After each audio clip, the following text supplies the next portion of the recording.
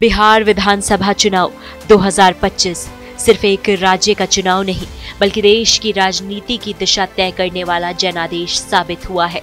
NDA को प्रचंड बहुमत मिली और भाजपा जेडीयू गठबंधन की जबरदस्त वापसी ने भविष्य का संकेत साफ कर दिया है। भारत अब सिर्फ विकास की राजनीति चाहता है।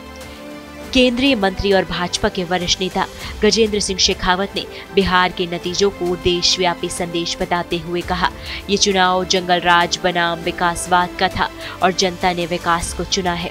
उनके अनुसार ये जनादेश बताता है कि देश अब सिर्फ प्रगति, स्थिरता और सकारात्मक राजनीति पर भरोसा कर रहा है।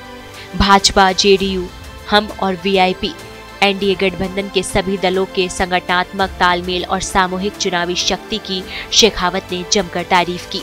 उन्होंने कहा कि जहां जहां गठबंधन ने उम्मीदवार उतारे, वहां 80 से 90% तक की स्ट्राइक रेट देखने को मिली, जो एनडीए की चुनावी मशीनरी की ताकत को दिखाता है।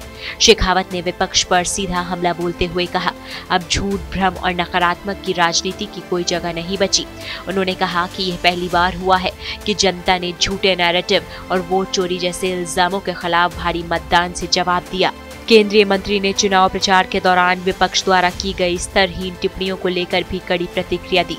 शेखावत ने कहा, प्रधानमंत्री की माता से लेकर छठ मैया तक पर कमेंट करने वालों को बिहार की जनता ने करारा जवाब दिया।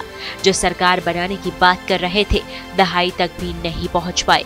राजनीतिक मुद्दों से आगे बढ़ते हुए शेखावत ने जम्मू कश्मीर के नौगाम थाने विस्फोट पर भी बयान दिया। उन्होंने कहा कि इससे पहले ही सुरक्षा एजेंसियां सतर्क थी और 2900 किलो विस्फोटक की बरामदगी ने बड़ी तबाही को रोक दिया। उन्होंने साफ कहा, आतंकवाद के प्रति केंद्र सरकार का रुख स्पष्ट है, जीरो टॉलरेंस। ऐसी घटना को अंजाम देने वाला या उसे बढ़ावा देने वाला, चाहे देश में हो या बाहर, नेस्तनाबूद करके ही छोड़ा जाएगा।